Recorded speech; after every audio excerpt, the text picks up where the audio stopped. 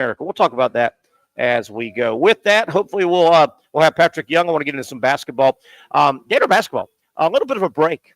And you may say, Terry, how can you say Gator basketball is getting a break? Well, they have two nasty injuries. Alex Condon went down the other night, and Elijah Martin has been down out of the lineup. And we're going to look at Florida's next four games.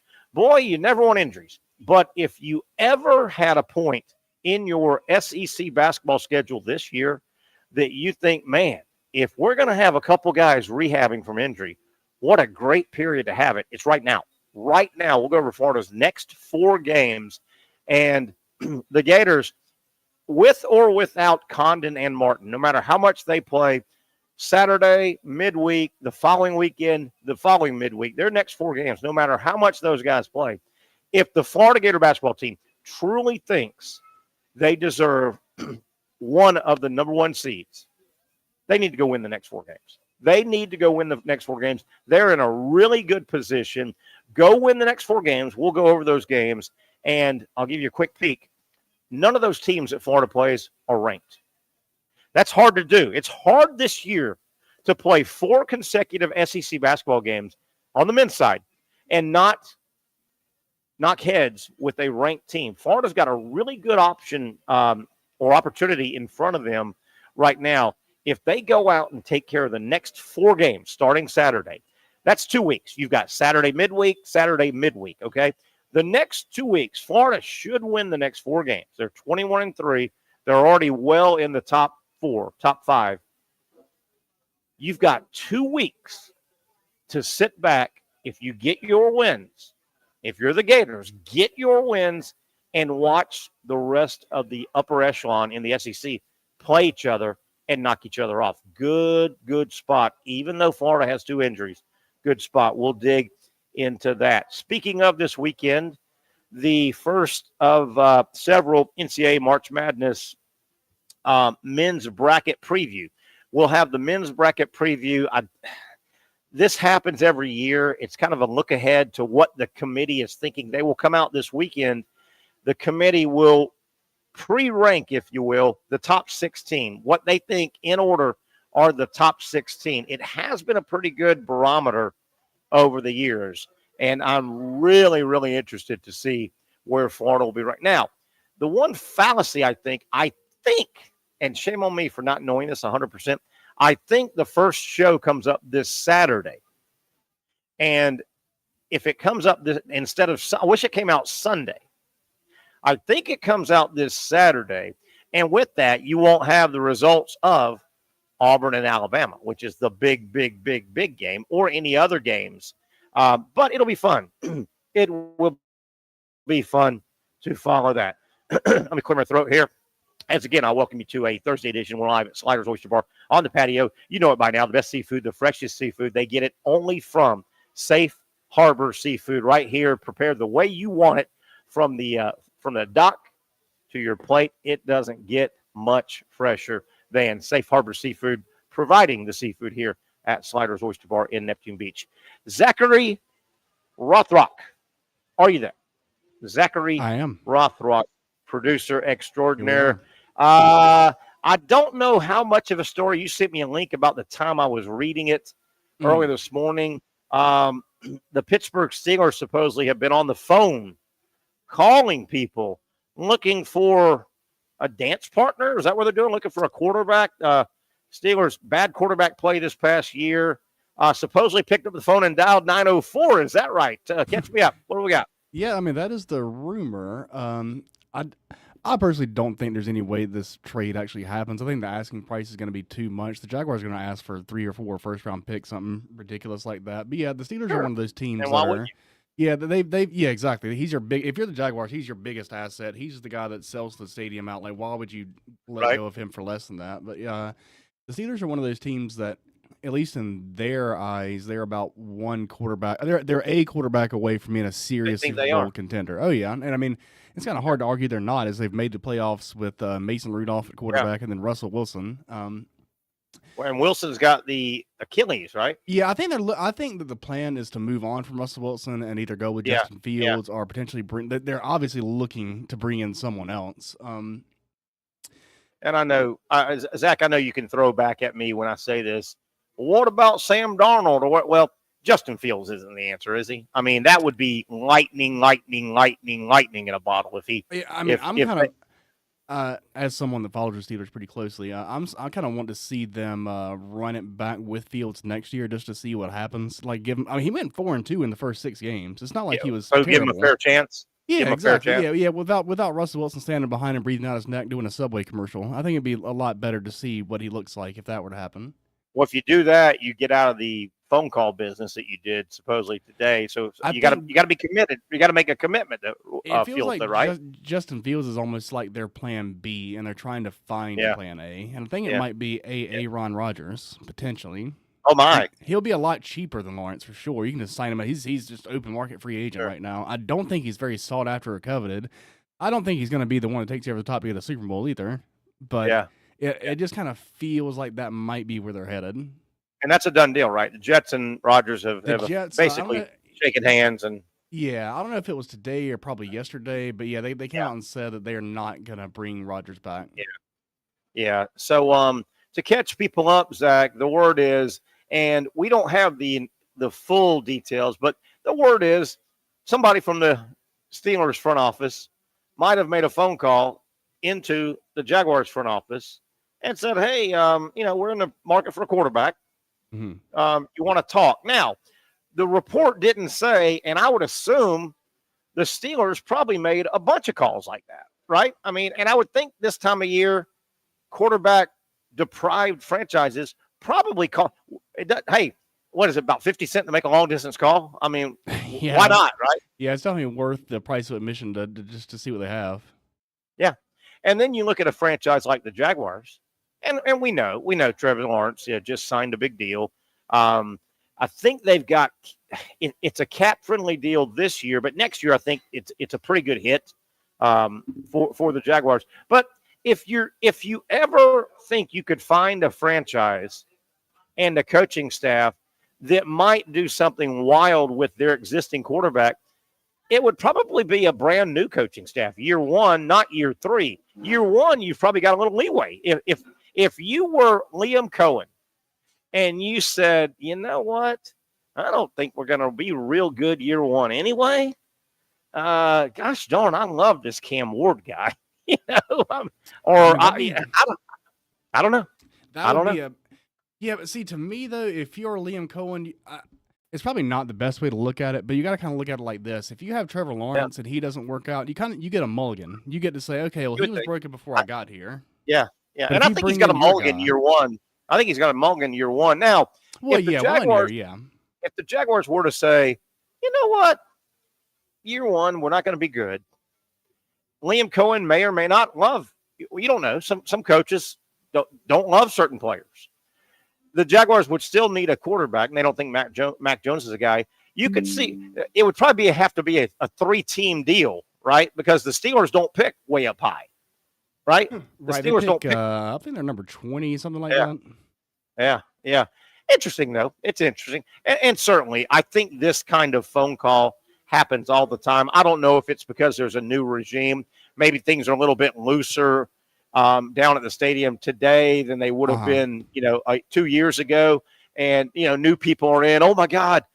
Did you hear the secretary took a call from somebody from Pittsburgh's front office today?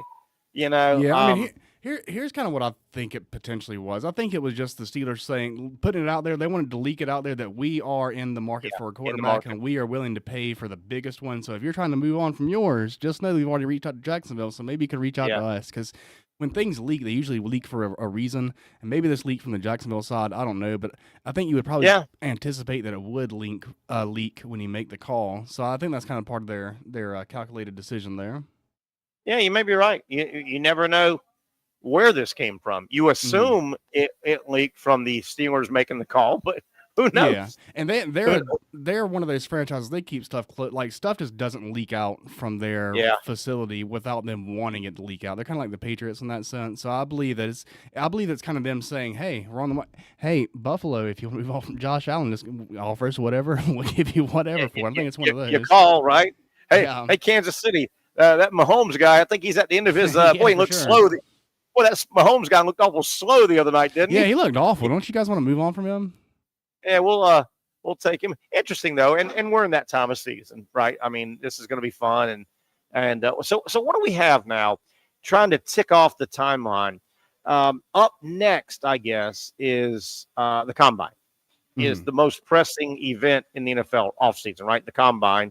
I know I looked, Zach, somewhere early to mid-March, there's a date where franchise tags and transition tags can start getting, I think, because the NFL year, it's not a January to January, right? I think the NFL year starts like March 15th or March 31st, right? The new league year. It's not a Jan 1 to Jan 1 kind of thing. So you've got combine, you've got who's getting franchise, who's getting transition. You've got the draft, right? Draft comes up in late April, and then free agency's after the draft, right? You know who you draft, and then you go into free agency. Draft, by the way, from what I saw in Green Bay. Did you know that? Green Bay. Yeah, that's going to be potentially really cold. Yeah, late April. I was going to ask you that late April, but I mean Green freaking Bay. Late April. Be real cold. Oh, and I heard the draft the following year is. I think it's in Pittsburgh. That'll be in Pittsburgh. Yeah, that's saying that. So the script should have it that the Steelers should, get the number 1 overall pick next year. Then, yeah, if everything's really scripted as people say it is, that's the way it should work out. Yeah. Yeah. Is the biggest name out there that's gettable going to be Myles Garrett? He's the biggest available player. I guess he's not considered a free agent, but he's on the trade block. He's gettable. He's gettable. Yeah, for sure. And do you understand? I saw a wild list today, and I think it was just a wild list, but it said, would the Cowboys do something dumb and part ways with Micah Parsons? That's stupid, isn't it? They're not gonna. I mean, it is, but they're kind of they're in such a. All their salary is tied into Dak Prescott, CeeDee Lamb, and Micah Parsons, so that their hands are almost tied. But yeah, Jerry's probably going to find a way to make that work, though. Yeah, to keep him. You mean? Yeah, to keep him. I'm still intrigued. I never thought I was going to say this, but I'm still intrigued because to make a big splash, I think in the offseason, you got to have some bullets in the gun, right? It's hard to make a big splash without, nobody's going to give you a bunch and you don't give a bunch, right? I mean, generally, you can get raped here and there, but I'm still intrigued by Cleveland sitting at number 2, which is a coveted. Number 2 is a big pick, particularly when it's considered that there are more than one big-time quarterback out there. Not that Cleveland wants a quarterback, but quarterback means you can dangle, right? Yeah. I'm still intrigued if Cleveland knows that Cleveland and Myles Garrett are going to divorce.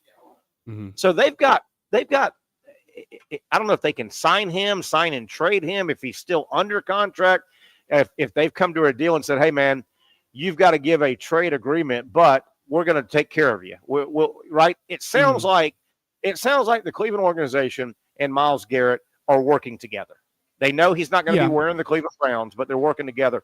Working together with a great player like that, plus the number 2 overall pick, I think that's a lot of collateral sitting out there for the Browns. Am I crazy? It is, but the Browns is the Browns. They're always the Browns. They always have the most collateral. They always have the most top 10. Yeah, they always have the most top 10 picks and the most assets. They never do anything with it. It's crazy. They literally, I think it was 2015 or 16, they just did the whole hard reset. They fired the coach, the GM. They let all their star players go. And now they're right back to square one again. But I knew you were going to say that. I knew you were going to say that. But man, that's nice. Hey, and they'll screw it up. But man, to make a big splash, you got to have some bullets in the gun. I think, man, they've got some bullets right there, man.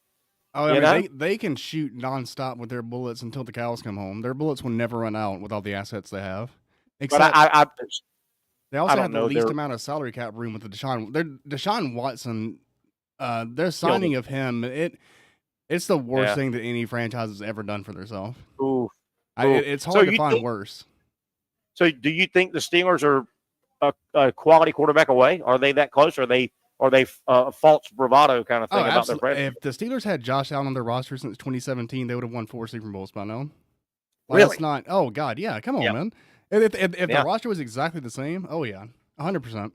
That Yeah. they need a guy. They Yeah. haven't had a guy since Big Ben retired. Actually, since Big Ben was about 3 years away from retiring, they haven't had a guy. Yeah. I remember that. Boy, they dangled. They kept him too long, didn't they? Yeah, And but I I mean, don't he was there for 18 years. and I don't blame Big Ben as long as they kept throwing him money. Oh Hey, yeah, yeah. Why not? Yeah, stay. gimp out there. But yeah, that was one of those situations where, if you know your marriage is over, do you really stick around 3 more years? You know what? Well, we had a good Sunday. Yeah, but Well, Monday they, through well, Saturday was hell. Yeah. yeah. I mean, if you remember, they had a really good offense with that Le'Veon Bell and Antonio Brown that the Jacksonville Jaguars Duval. They went there and punched him in the mouth and won by like I think Yeah. at least 3 or 4 touchdowns, and the game wasn't even close. And wasn't Le'Veon crazy? They offered Wasn't him he the crazy guy? $15 million, and he turned it And down he and took 17 from the Jets.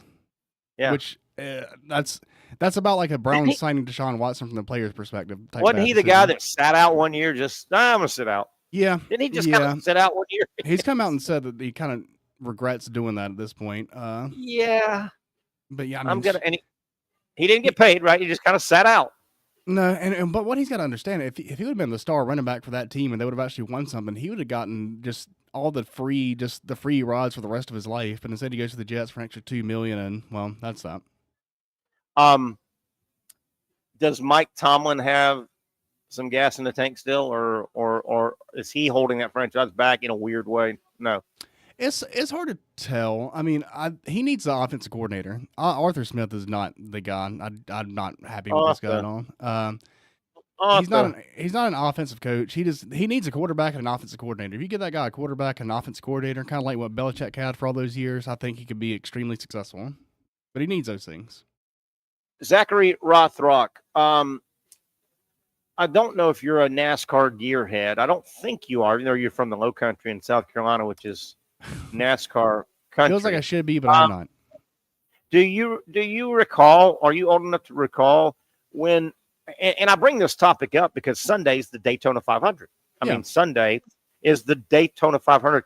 Are you old enough to recall when literally the Daytona 500 and the Indy 500, they were big days on the American sports calendar? They're gone. They are gone now. It's weird.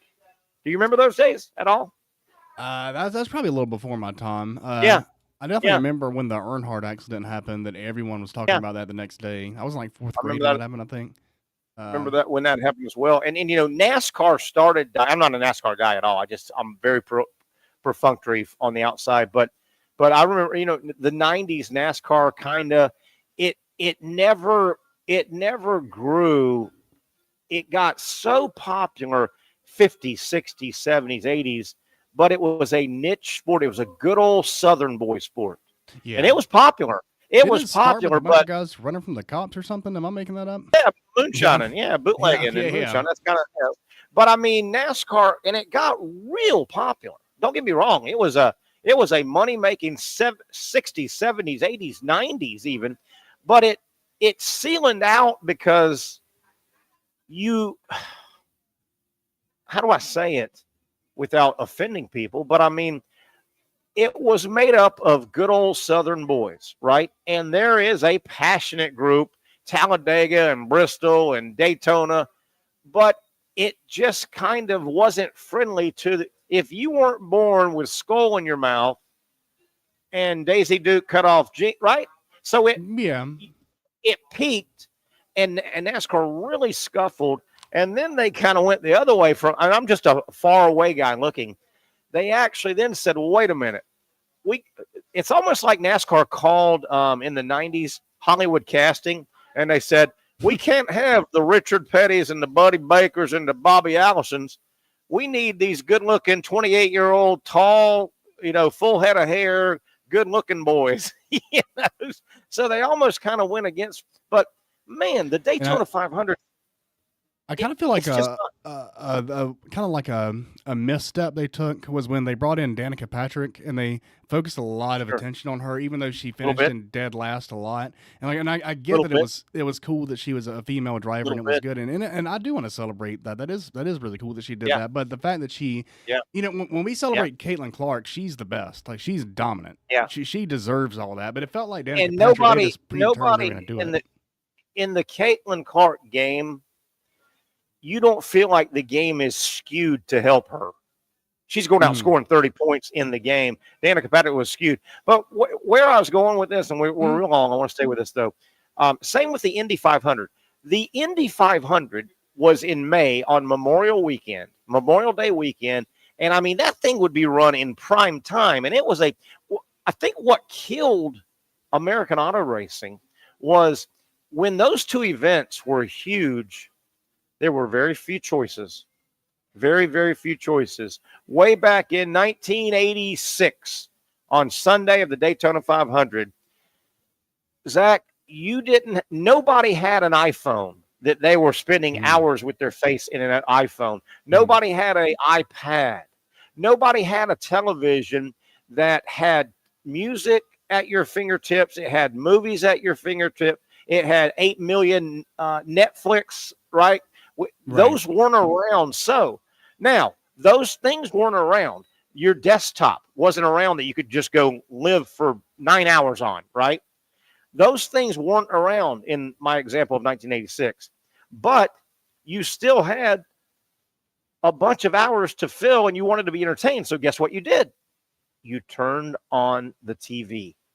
And guess what you did if you were a sports person? Back then you had 4 channels. You watched Meet the Press. You watched something on TBS. Well, Yeah. I'm being serious. No, You watched Meet the Press on PBS. You watched some movie of the week at noon Sunday on ABC. You watched some game show or something, or you found CBS broadcasting the Daytona 500, and you sat there and you watched it. You didn't have anything else to put your face into.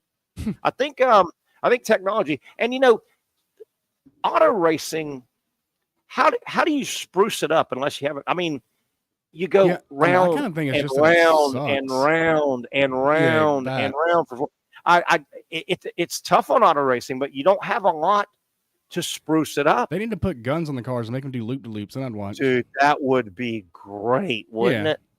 Yeah. Or at least water balloons or eggs or something. Well, eggs you can't afford. Yeah, eggs make it right like now. Super Mario Kart. Yeah, not gun. I guess guns is a bit much. Make it like Super Mario Kart. Give them turtle shells. How about potato launchers? How about potato guns? Yeah, that works.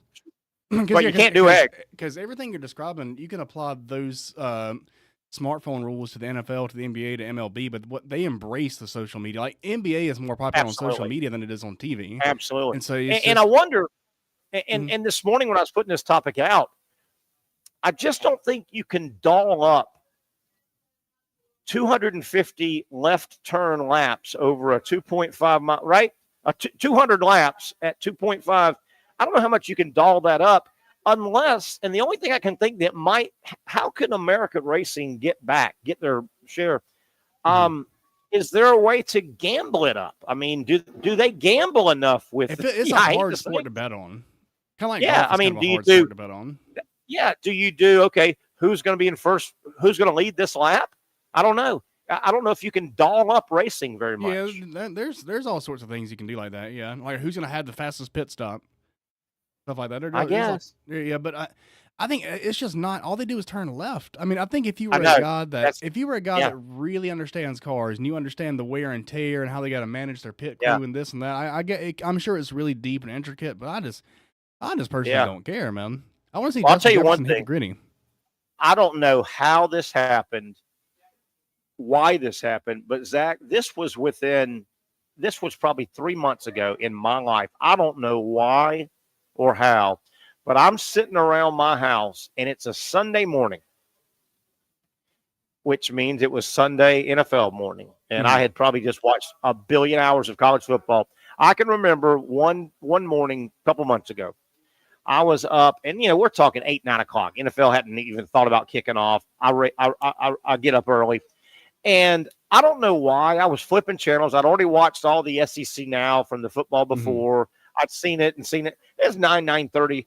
And one of the ESPN channels, one of the channels right there in the sports, I think it was the Formula One race from Miami. I think there's a big one that ends, and it was like I think it was one from Miami, and it was the big boys. I knew a couple of names just because the names were so big. Zach, I don't know what made me do this, but I sat there and watched a good 45 minutes. The Formula One open wheel course. The courses right? look different. They're not all the same oval course.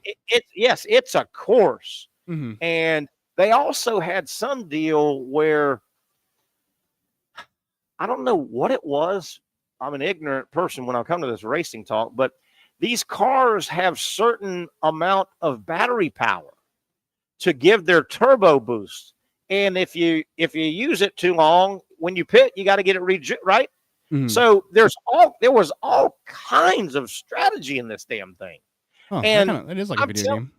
And I'm telling you, the guy in first and the guy chasing his ass. And it's one of those road courses, and open wheels. So ain't no rubbing and racing. If open wheel, you're in an accident. Yeah. And then you had just enough cars that were not part of the lead, but they were in the friggin' way.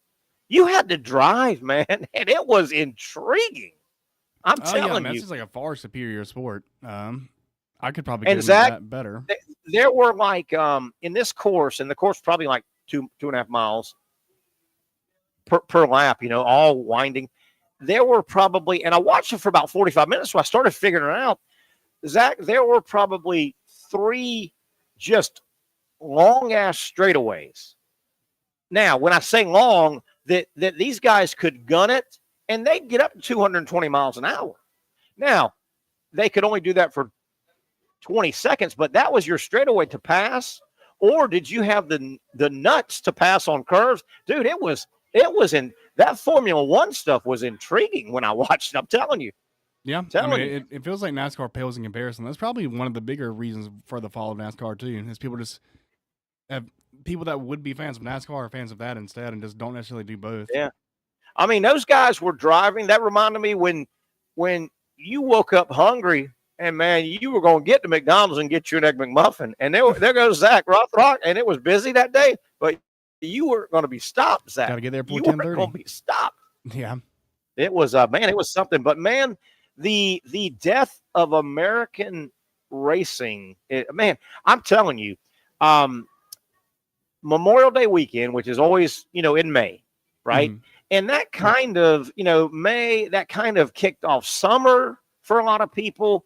It was the Brickyard, and it was this big famous, and I'm telling you, man, that damn Indy 500 would be run sometimes. I can remember as a kid watching it in prime time, and that thing's getting, last hour was 7 to 6 to. It was, man. They have fallen off the 500, both 500s. Yeah, it felt to me when I was a kid. I feel like my granddad started watching that Daytona, like the race at. I mean, it was like daytime outside, and by the time it was over, it was like midnight. Yeah. That's what it felt like to me, anyway. And I think this is true with Formula One. So I want to qualify this so I don't sound too stupid because I'm way out of my sports world here. But it seemed like too, my NASCAR buddies would tell me, like we're talking in the 2000s and all, that NASCAR got so, if you had the most money, you were going to win. Money won way more than accelerator and driver. Kind of. Does that make sense? The Jeff Gordon era? I think, yeah, if you had the money. I know a lot of people didn't like him. I think that's potentially why. Yeah. And but he also didn't look like what the old NASCAR guys were supposed to look like. Oh, yeah, he was pretty boy. He was Tom Brady. He was one of those with the hair and the gel and the smile. Yeah, I know he wasn't Richard Petty. You know what we need? To bring racing back is you ever see the movie Cannonball Run? I'm not familiar with this. Movie. No. It's kind of like what do you call those? Starts on one end of the country and goes to the other, like a rally. A rally. That's what we need. A rally. A race is a rally. And you know what changes a rally, I think? If you just said start from the East Coast and go to the West Coast, that's just a sprint. There's no Right. skill. A rally, you have different stages, and you have to do timing and stuff, I think. But cannonball run, that's what we need, Zach. That's what we need. All right, where are we at? What are we doing here? Burt Reynolds, Roger Moore, What- Farrah Fawcett. Yeah, they had I a. think I'd really enjoy that movie. It was a classic, man. It should have won Emmy awards or whatever. What do they win? Oscars? What do they win in movies? Oscars. Sure. Oscar sounds I always great. mix it. Do you mix that up? I always used to. Okay, Oscar is a movie award. Emmy award. That's TV. Grammy is music. That's music. Yeah, I think Grammy is music. What is Emmy? Oh, Academy Award. Emmy is TV. That's how we TV. could potentially get nominated for a local Emmy, but I mean, I don't think anyone's gonna write us in for that. Okay, so Emmy is television. Oscar is motion picture, and what was the thing I said a minute ago was music? Grammy. Yeah. Grammy. Can't And- all win and- 6 and of those. And don't forget the Tony Awards, because I'm such a well-rounded guy. You know what Tony Award is, right? Broadway, That's my man. yeah. Broadway. Yeah.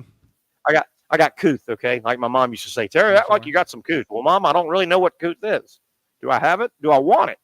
Sounds like I need to go to the doctor if I've got some couth. Yeah. Potentially. Is your couth burning? Right. I don't know. I don't know. Let's take a break here. I got to go scratch my. All right. Oh my goodness, where are we going? Where is Patrick Young when we need him? One down, a long way to go. Gator basketball on the other side, and the Jaguars. Big ugly, big sexy. Your thoughts on the other side? The Young and Norvelle show continues from Sliders Oyster Bar on a Thursday.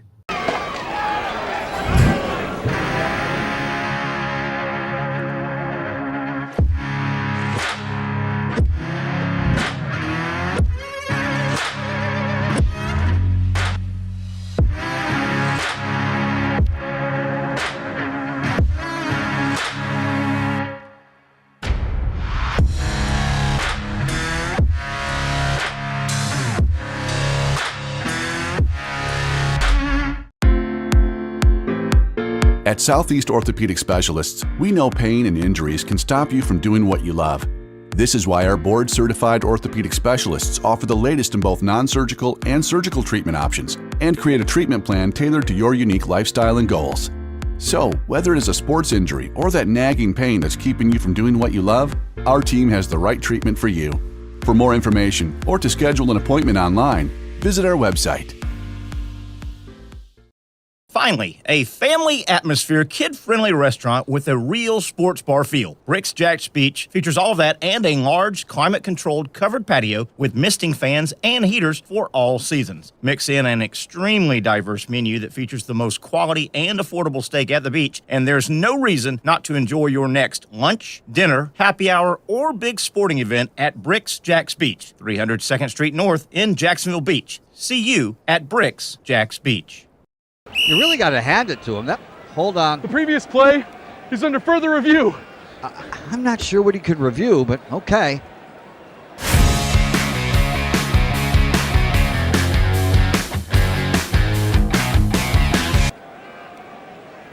Sure has been a while.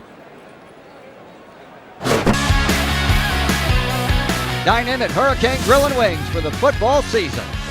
Well, there he is. Oh, what is that?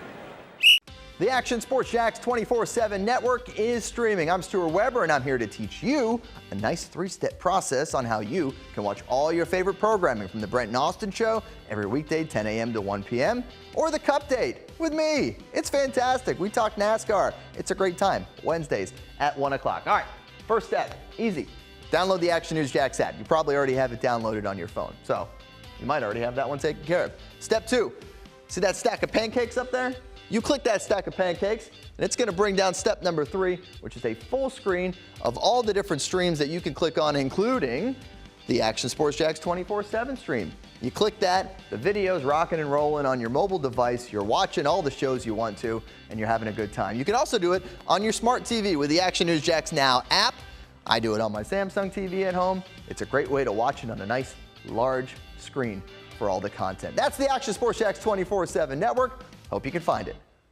You trust CGC to make your water great, and now you can trust CGC with your plumbing needs as well. Fast, convenient scheduling, licensed and insured. A quick call away at 904-552-1242. You never know when you're going to have an issue with a shower, toilet, or maybe it's a sink that sometimes is easy to fix. All right, let's be honest. I'm not fixing anything. I'm totally staging this because when I have a plumbing problem, I call CGC Water Treatment and Plumbing. Trained professionals, transparent pricing, customer satisfaction. Small problem or even a bigger issue. Maybe you need a new tankless water heater or something a bit more intricate. The experts with 25 years of experience at CGC Water Treatment and Plumbing can do it all. Call 904-552-1242 or visit cgcwater.com. That's 904-552-1242 or cgcwater.com. CGC Water Treatment and Plumbing, an authorized independent Connecticut dealer. Florida license number CFC 143-2579. I got a lot of stuff to cover here as we welcome you back to the first hour of the Young and Norvelle Show. Terry Norvelle here. Hope to hear from Patrick Young today and or tomorrow. Obviously, getting back, Patrick goes to Charlotte on Tuesday and Wednesday during the basketball season. He has a lot of work to do. Tuesday night, all the halftime shows from SEC Network, and he does it also on Wednesday. So Pat will be back tomorrow, hopefully for sure, and we can kind of preview SEC basketball. Zach Rothrock producing as normal on a Thursday. And I'm Terry Norvelle. Glad you're with us here. We do it Monday through Friday. Hopefully you know it by now. You're watching us, and you can stay with us 4 to 6 weekdays. Happy hour show, the Young and Norvelle Show. Zach, I was asking you during the break, no news, I guess, on a hire, maybe some more interviews today for the Jaguar GM job. Did they just kick somebody out of an interview? You said they're rocking and rolling through another one today, huh? Yes. Adam Schefter reported about maybe 10, 15 minutes ago that they just completed the interview with John Robinson, who was the Tennessee Titans general manager when they traded A.J. Brown to the Eagles. Okay. He's also the GM when they drafted Derrick Henry, but I mean, I don't know. Yeah. You know? That's pretty easy. There you go. So they've interviewed quite a few, right? We think we're gonna have somebody here in the next couple of days, right? Jaguars. Yeah. Oh, yeah. I mean, it's got to be soon. I mean, the game of musical chairs is filling up. I mean, you can get, Senior Bowl information. You can get combine if you don't have all your boots on the ground. You can get a lot of information, but you want to have your guys. You want to have your guys eyeballing these players. Just kind of from the outside looking in, the two guys that they have interviewed that I would be the most intrigued with would be James Gladstone. He was the Rams director of scouting strategy, which means he's basically a Sean McVay type protege, which Liam Cohen comes from that. So they probably have a very similar mindset in terms of what type of players you're looking for and what types of offense they want to run. I think that'd be a really good hire. And also with that same mindset, Josh Williams was the director of scouting and football operations with the 49ers. So same thing just with Kyle Shanahan. And they're all his name on fraternity, I saw that guy's name pop up and picture last night when I was watching some stuff. Do you happen to have ages on either of those guys, or are they relatively young? I wonder about if you're those two are right around 40. I can look though. Okay, so they're in that younger. The reason I brought that up, I've wondered if you are a seasoned NFL general manager. I mean, 25. Say that again. The guy from the 49ers is 25. He was born in 1999. Wow, I didn't expect that. Hold on. 1, 2, 3. I gotta make no. That's wrong. That's a player with the same name. I was like, dude, there's no way. I was like, there's no way this is right. Zach, I was about to say, there's 5 guys here at the bar at Sliders that are older than that guy going to be the GM. I was like, how did this guy move up the totem pole that fast? He's nuts. Holy cow. Wow. Is his name Doogie Howser? Doogie Howser, maybe? He's one of those smart young guys. Where I was going to go with this, I've been intrigued a little bit. If you are a seasoned general manager, okay, and there's a bunch of guys that have been in that role before, been in that role for years. They've been around the league. To be a seasoned general manager, I think it'd be fair to say you're in your 50s, okay, right, or older. Because you probably had to be a scout and then work your way up through the process. And when I say seasoned, you've had success. You've been a GM for 5, 6, 7 years at least. Well, I wondered when I saw this staff get put together. Your head coach is 39. One of your coordinators is 42. Mhm. Who is one of these other guys? 35. I mean, the staff. Tony Baselli is a rookie at 52, right? He's never Yeah. done that. And I wonder if you're a seasoned general manager, would this job not appeal to you? You're like, man, I'm not so sure. I want to be 56-year-old Zach Rothrock going and having to work with a bunch of a kiddie corps. I wonder about that. That's definitely one way to look at it, and I can see that. Or they could look at it and say, hey, I'll be the seniority. They'll all respect me. They'll all give me the top decision. So maybe I would want that. Maybe I would want to be the leader, the one they look to. And frankly, the Jaguars, from Shad Khan to Liam Cohen down, they may say, we don't want a 56-year-old general manager. We want to stay young and fresh. I would prefer to go young. Yeah. Especially they may. Because when you gotta just accept that you are the Jaguars. The Jaguars are never, like how you've said, they're never going to get the. I don't think Deion Sanders is going to coach in the NFL. But they'll never get Deion Sanders. They're never going to get the A1 coaching hire, right? So why not get the young guys that can become your guys, that can become the guys that everybody else wants to get, they can get because he's yours. And that's how you get the young guys. Along the same lines of young, vibrant, young, full of testosterone, Liam Cohen's 39 years old. He is, a fun, wound up tight, go guy. Mm-hmm. And it's going to spin off into the topic I teased a moment ago going to the break with the Jaguars. Does Liam Cohen, an offensive guy, does he have the nads, if you know what I mean, to draft, if they stay at 5, big ugly instead of big sexy? Big ugly means big old dudes on the lines of scrimmage, which I think they have to go big ugly. It's not big ugly is not big sexy. You know what big sexy is? Travis Hunter or McMillan, the 6'5" kid from Arizona. I think they have to go big ugly, but the young staff will be intrigued by big sexy Zach Rothrock, big sexy. I mean, maybe, but also there could just be a trend where every team in the NFL is going to look at the Eagles, look at how they won that game and how they dominated, and just say it's still all about the O-line and the D-line. That's what football is going to be until football stops being a sport. And so I think and that's the football. I like that kind of football. I don't don't get me wrong. I do not love running the football 68 times a game. I'm not advocating for that, and that's not the Eagles. But I do I grew up with line of scrimmage. If you run it first, pass it second. And I'm a Spurrier guy. And he was pass and run up under, but he was always balanced. I like that.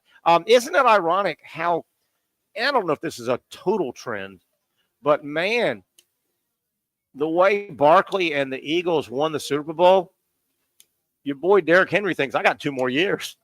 And the big thick-legged back goes, all right, I guarantee you, your boy Ashton Genty's like, hey, man, okay, all right. He's like, he feels like a cowboy to me. Yeah, I'm a James Cook does it a little bit different, but James Cook was the feature back there. Oh yeah. This year they really leaned in him a lot. Oh yeah, they leaned on him, and I like the running back having a big role in the NFL. I do. I was born like that. I was born with O.J. Simpson, Walter Payton, guys like that. Franco Harris. This year there was almost like a reversal of trend. For the past previous seasons, it was always better in fantasy football to get the wide receivers early. But this year, the people that won were the ones that invested in running back early, and it's because the running backs were the most important players in the league this year. And you know what it looks like, and trends are in sports. Sports are in trends. Trends are in sports. NFL's as trendy as it comes and goes. Doesn't it feel like that Tyreek, Waddle, cat quick little slot guy is kind of cycling out a little bit? Remember 3-4 years ago, everybody wanted a couple of those cat quick little slot guys. It seems like that's cycling out a little bit. When you look at A.J. Brown, it's hard to not call him the prototype. It's hard to not say that guy can't be guarded by anybody. Yeah. But I think you want a balance, though. You still want a Kadarius Toney. Travis Hunter is a physical go get the ball, not a slot guy. Little. His arms are real long. Yeah, and the guy from Arizona, McMillan, the Jaguars are rumored to be talking to. He's 6'5". He's 6. So that little slot guy is kind of cycling out now.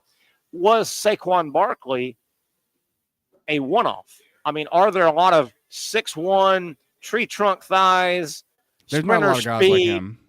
Yeah. So was that a one-off? I don't know. Ashton Genty I don't might know. be a guy like him, though. Yeah, and Genty, I would say rare, not one of one, just rare. Like Genty, strong lower body, ran low, and Genty, we didn't see him a lot because he didn't play with a high-profile team until the playoffs.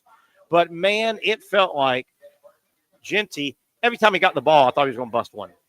Even though he was a lot. Even though he was controlled and contained by the better teams at the end, it's still, to me, and that's how you felt with Barkley all year. You thought every time Barkley touched the ball, he was going 60, didn't you? He did it often enough to make you think that. Yeah. Yeah, I did. Speaking of the Eagles, parade tomorrow. They're expecting 1 million of those filthy, disgusting Eagle fans at the parade. Oh, can you imagine that? I mean, I think we should try to do more than just one thing. If you're going to have those filthy Eagle fans together, shouldn't that count for community service hours for a lot of them? It should. Yeah, that's a good point. Is the mayor going to go out and try to redeem her Eagles chant when they do that? Spell it? Yeah. Spell it with cue cards? Yeah. But don't you think they should try and kill a couple birds with one stone? If you got 1 million Eagle fans, a lot of those. Can you imagine how many ankle bracelets will be down in that downtown area? It's going to be chaos. Yeah, a lot of warrants could be served. A lot of people showing their face for the first time in a while. That's on my list right here. Can you imagine how many warrants you could serve tomorrow on the perimeter of that parade? Work is going to get done. What about the potential for electrical charge if all of those ankle bracelets go off at the same time? Oh, yeah. I mean, I think it could knock the whole system off if you get a couple hundred to go off at the same. That could be electrical charge. Who was it? Some country. Help me out. This was a couple months ago, and this was terrible. I think people died, but didn't some country, Iran or Iraq or somebody, they monkeyed around with cell phones or beepers? And they put they put an exploding device in a bunch of beepers and shipped them out. And the country they're fighting, they shipped them over to these guys, and these guys bought them, and they exploded. Well, if they put them in beepers, they had to send it to a fifth world country that still uses beepers. But and then they sent a beep out, and it exploded on people. Yeah, Can you look that up? I'm kind of somewhat tried. I'm having a hard time seeing that. Look harder, Zach. Okay. Look harder. I'm telling you, somebody help us out. Some country, they took their IT department and they made some bogus cell phones or beepers or something. Lebanon was the team or the country that received. Lebanon received the beepers. I don't want to laugh, please, but tell me, read what happened. See if I was close. Oh, it was Israel. Israel sending to Lebanon is what it was. Yeah, that's what. They sent some. They kind of compared this article says Trojan horse. Yeah, were they exploding beepers? Was that what it was? Exploding beepers. Walkie-talkies. Exploding walkie-talkies. Yeah. Well, you should have known when you got a big package and it said it was from your arch enemy, right? And it said, free walkie-talkies. We want to just extend an olive branch. You should have known something, right, Zach? Right? Yeah. I mean, I like to think the best in people, but I think if I lived over there, I would be a lot more skeptical of outside gifts. Hey, you remember the whole story? What the Trojan horse story, though? Wasn't that a great one? Oh, that was a great story, what? Yeah. I got an idea. I think we just experienced it here with TikTok. Yes, I think we did. Yeah. But hey, think about the Trojan horse concept. Hey, I got an idea. We're going to make this huge, beautiful, basically piece of art, maybe, right? We're going to have it hollowed in the middle. We're going to shove a bunch of our warriors in there, but be quiet, right? Shh. And then we're going to push it into the enemy grounds, right? Isn't that what they did? Yeah. They hit it and they jumped out and they did whatever it is that they did that the cartoon I watched about it didn't necessarily show. And they got you. Right? Yeah. Yeah, Zach, what are we doing here on Thursday? What are I don't know, man. I we- didn't expect to go down the road of Trojan horses. Do you agree though? I think the Jaguars. I don't know if they will. I think they have to go big ugly, and that's not sexy, man. When that 5th pick comes up, if they hold that 5th pick late April that night, and they go, the Jacksonville Jaguars select Will Campbell, offensive lineman, LSU, or Mason Graham, defensive lineman. It's not sexy, but I think they have to, man. I don't think they need to go line to scrimmage. I mean, it's not, but it also is, because you got to look at it as he's a support player to help out your star quarterback, Trevor Lawrence, who obviously needs support. I think the first O-lineman I see is Will Campbell from LSU. He's projected number 7. LSU, yeah. You're not reaching too far to get him at 5. Just get him, just get him at 5. And then Kelvin Banks, if he's gone, you can get him. The Texas kid, Texas kid. He's a nice player. The problem with going and getting a McMillan, the big receiver, or Travis Hunter is, can't you see the Jaguars? All of a sudden, they run their first couple games out. They've got this beautiful, sexy receiver, Brian Tom BT, right? They got Thomas. Yeah. And on the other side, Brian Thomas Jr. And on the other side, they've got this great, sexy receiver named Travis Hunter. They've got this big, strong-arm quarterback that they can't keep upright because they can't block, and they can never get the ball to the sexy guys. I could see that happening is what I could see. They got to fix their line. If they try, I think Hunter's going to be gone by the time they pick. But if they were to pick that McMillan from Arizona, that would just be a wasted pick. You're going to ruin that guy's career. Whereas he could be very successful elsewhere. I can just see the Jaguars now having 2 really talented wide receivers and a really talented quarterback that cannot complete a pass off of his backside. Yeah. You know. I mean, you got to support Trevor Lawrence. That's what the whole every move you make should be to make Trevor Lawrence's job easier, and that could be getting guys on defense as well. Yeah, definitely. All right, Zach, let's come back. We're going to look again real quick. We're 1 month away from the Players' Championship. I want to talk a little bit about that. As we're 1 month out, they'll be teeing off a month from today. Also want to take a look at where does the SEC basketball standings, where do they stand right now, pun intended there, with a big weekend coming up. And, boy, Florida's in a good spot right now. They are in a good spot to kind of take care of business. They don't play anybody ranked the next 4 games. But, man, if they take care of business, the Gators can watch their competitors at the top of the conference start picking off each other, including starting Saturday, Auburn and Alabama. SEC basketball talk, Players' Championship talk, that and a whole lot more on the other side. It's a Thursday edition of the Young and Norvelle Show. Coming back after this quick timeout from Sliders. For those arthritis or spine condition, Southeast Orthopedic Specialists offers innovative new non-surgical options. Our regenerative medicine treatments, including platelet-rich plasma and other regenerative treatments, use your body's own restorative cells to aid in treating injuries. These procedures are performed in our offices and typically require minimal downtime. If you want to get back to doing what you love, our regenerative treatment options may be right for you. For more information or to schedule an appointment online, visit our website.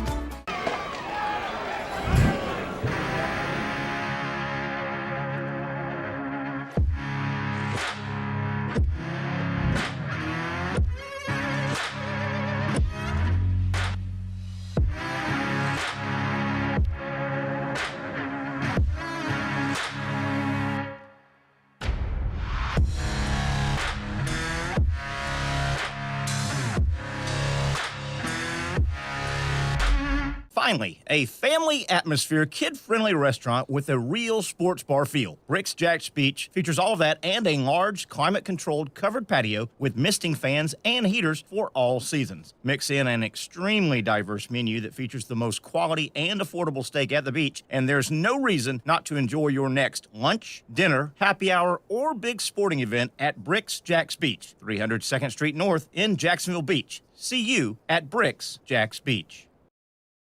You really got to hand it to him. Hold on. The previous play is under further review. I'm not sure what he could review, but okay.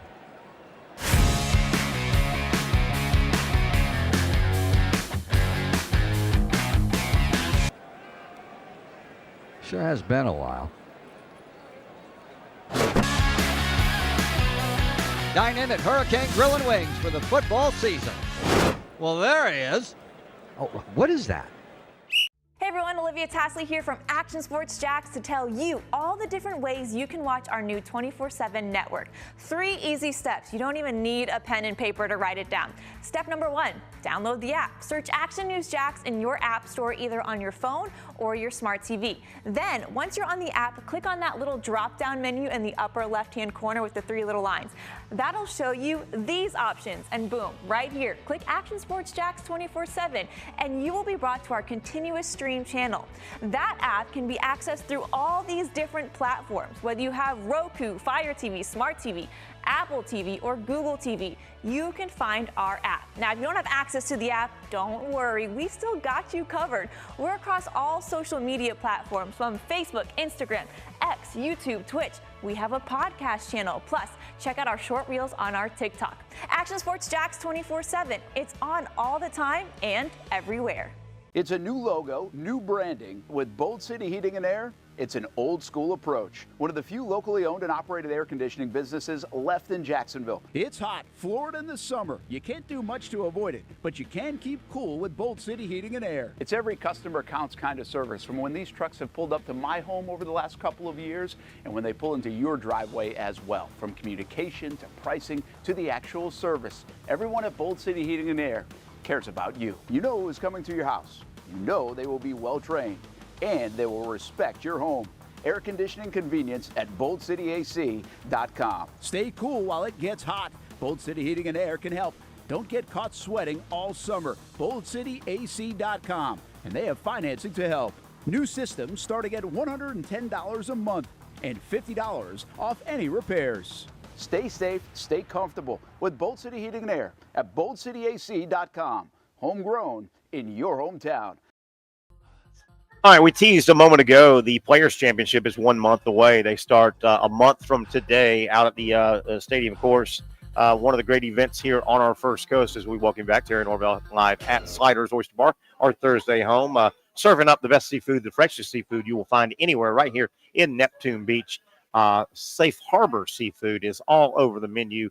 And if you know, you know. If you don't, get down here. If you dig some seafood, you want the best seafood, get down to Sliders Oyster Bar. Zach, we've got about a month before they tee it off the actual first round on Thursday.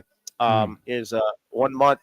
Over the years, the tournament has bounced back and forth between March and May and March, and it's gotten back into the March rotation. It looks like it's set now. The PGA has pretty much said they want one big tournament per month, and the Players is March. April is always the Masters, always has been. And then they obviously U.S. Open's always in July or June. British Open's always in July. The PGA now has been moved up. I don't know if you've had a preference or paid that much attention. I've always enjoyed the Players in March because it overlaps postseason college basketball, and it's always I've enjoyed over the years. I don't go to the Players very much anymore. It's kind of and this is old man get off the lawn, Terry. The Players now, to me, has turned into, what they call New Year's Eve. A lot of people call that rookie night. And a lot of grown-ups don't go out on New Year's Eve. You got a bunch of young people, and it's New Year's. That's kind of the Players now. It's kind of rookie. I think the young group just gets obliterated. So I'm not a big go-to, but when I used to go and cover it for work or just go, I loved it in March because on a random, especially on a random like Thursday, Friday, or Saturday. Right, you could Sunday you wanted to watch the final of the game, the tournament, right? But I used to really enjoy getting out to the tournament Thursday, Friday, Saturday in the morning and watching some golf and fraternizing and working if I was working. But then you would have your conference basketball tournaments going on, or that's sometime it timed out the first round of March Madness. Now March Madness goes deep into April now, but I used to love. We would do Players tournament, 9 to 11 or 12, 1 o'clock, and then catch a sports bar down here and watch SEC basketball tournament or what have you. I loved it. You didn't get that in May. I loved it when they overlap like that. Yeah, the only time I've ever been was in March, and it was actually the day that the world stood still. I was there on March 15th in 2019 when they told everyone to go home. Really? Yeah, that was the I only time remember, I'd ever been. I remember that well. I remember that day well. I had not gone to the tournament. That was a Thursday, right? That was the first day of the tournament. March 15th. I was won't the forget day. that. Yeah. I will not either. I was down here at the beach. I did not go to the tournament that Thursday, but it was probably, gosh, it was this time of day. I was at a watering hole down here, 5, 6 o'clock, and kind of, people that I knew were coming back from the tournament, and it was on TV. And I remember we're sitting there, and then, it's starting to get dark, and the first round is pretty much completed, Zach, and you start seeing scrolls and alerts on your phone going, it appears that the Players' Championship has been canceled. It's been canceled. Yeah, I think at first they told all the spectators to leave, and then they just shut the whole thing down entirely. Yeah. And you went, wait a minute. And remember that basketball player, Rudy Gobert, he tested positive. Oh, yeah, he was like coughing on all the individual mics. Yeah, what a guy. Yeah. But I can remember sitting at a watering hole, and the place has since closed, but down here at the beach. And like I said, it's 6, 7 o'clock. The first round had pretty much ended. And we start getting these alerts and reading and watching ESPN, and they're going, not weather postponed, no, canceled. Mm-hmm. And I remember going, wait a minute. I know it's a golf tournament, but this thing is an international massive event, right? I mean, you've got that's when there's media from Japan and Europe and golfers, and I remember going, holy cow! They didn't say this thing's gotten delayed today and will resume tomorrow. And they said, no, this thing is gone. Yeah, done. And maybe it's just because I'm so heavily invested in the sports, but to me, that's when it felt like official. That was like they don't just cancel events like this. There's too much money tied up in it. Yeah, not that side. And they ended up paying. There was no cut. Obviously, they ended up. Everybody got a little share. Every golfer that was there got paid a little bit. Yeah, but no, that shook me. That shook everybody. You go, whoa! I don't know what are they talking about? This thing is canceled. Yeah, it's kind of one of those. You had heard grumblings of like a virus coming out, and you had heard things, but it wasn't like real yet. But then when that happened, it became like, what is happening? And then it lasted like a year or two after that or so. I guess around here it didn't last as long. Yeah, and then I think the other thing that blew you away, you're like, well, wait a minute, a golf tournament, you're in the beautiful open air outdoors. Yeah, that was the other thing. I mean, but granted, there wasn't a lot of elbow room, even though it was open. There was a lot of on top of each other for sure. Yeah, I agree. One thing that I always bring up, if at this time of year when the players gets here, and if I was the chairman of the Players Championship, and this goes back 20 years, 25 years at least, there's one thing I would have mandated, and I mean this, and I've always meant this from the bottom of my heart. If I was running the Players Championship, and there's always been this statement, this quote you hear, well, the Players Championship, it's the 5th major. Yeah. You always hear, it's the 5th major. Obviously, British Open, Masters, PGA, U.S. Open. Those are your 4 majors. And those have been your 4 majors since golf was struck, basically, right? There's no doubting it. This beautiful course for the players, first stadium course. Now there's a bunch of stadium type courses, was designed and developed. And you started, Zach, if I ran the Players 25 years ago, I would have sent out an email, and I would have told all my employees, anybody associated with that tournament, do not ever, ever, ever, ever, ever refer to this tournament as the 5th major. And I don't know if you have any idea where I'm going with this, but I'll stick by this.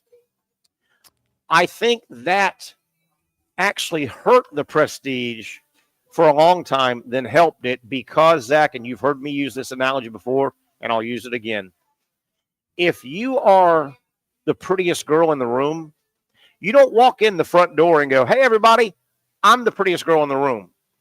You are the prettiest girl in the room. Mm-hmm. Does that make sense? No, it does. If you, and I thought the Players for years, if you had to get the microphone and the camera and go, hey, by the way, we're the fifth major.